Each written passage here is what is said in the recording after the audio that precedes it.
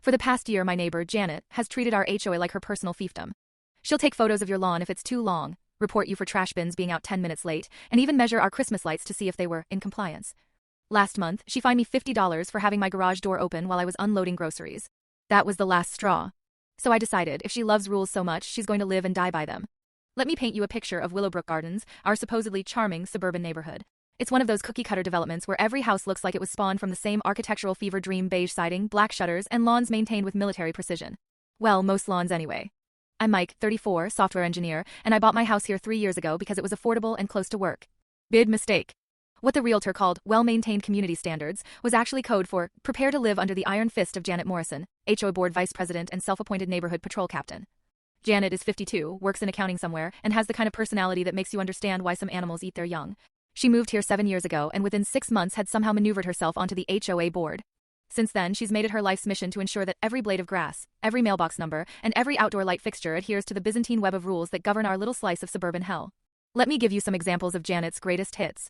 The Great Trash Can Incident of 2023. My neighbor Bob, a 67-year-old retiree, had the audacity to put his trash cans out at 6:45 p.m. on Sunday instead of the required 7 p.m. Janet happened to be on her evening patrol. Yes, she actually patrols the neighborhood with a clipboard and measuring tape, and documented this grievous violation with 17 photographs from different angles. Bob got a $25 fine and a strongly worded letter about maintaining community standards. The Lawn Length Inquisition. Janet carries a ruler. An actual ruler. She's been known to march onto people's property and measure grass height to ensure it doesn't exceed the HOA mandated 2.5 inches. My next-door neighbor Sarah got fined $75 because a patch of her lawn measured 2.7 inches after she went out of town for a week. Janet's evidence packet included not just photos, but actual measurements with timestamps. The Christmas Light Gestapo. Last December, Janet went full Grinch on the neighborhood. She measured everyone's Christmas lights to ensure they didn't exceed 150 feet total per house. Yes, that's a real rule buried on page 47 of our HOA guidelines. She filed complaints against 8 families. 8. One family had their lights up for exactly 361 hours, which violated the maximum 360-hour display period rule. Janet had been tracking this with a spreadsheet.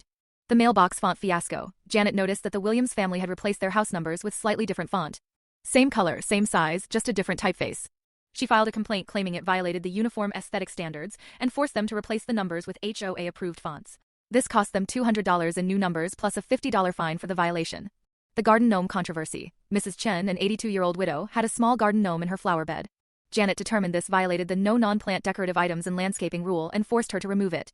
When Mrs. Chen argued that her late husband had given her the gnome, Janet's response was, "Community standards don't make exceptions for sentimental value." The woman is relentless.